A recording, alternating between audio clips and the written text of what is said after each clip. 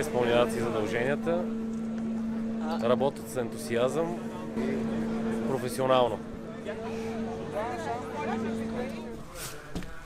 Като цяло във фирмата сме много младите инженери.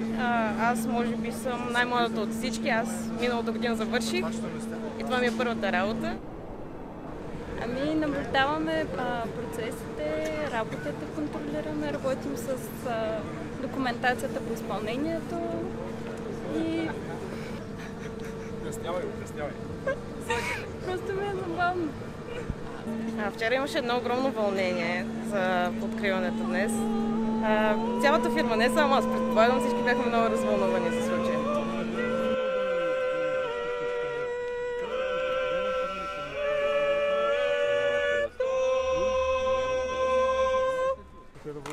В името на Отца.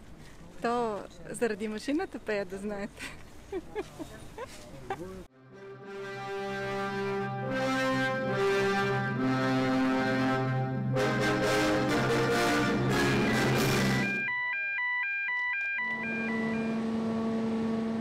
Да се надяваме, че с Божията помощ тази машина ще влезе днес и ще излезе в края на 2018 година на станцията на Малък театър зад канала. Успех на всички!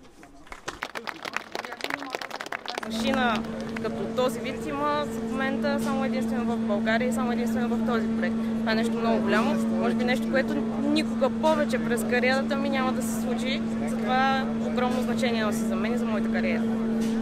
Ами хубаво е да има и нещо красиво в една такава мъжка професия. Обяснявай. Семат Батиева се казвам. Това ми е детска мечта. Защото винаги съм искала да бъда в строителството. Това да се занимавам с мечтите на хората ми доставя удоволствие.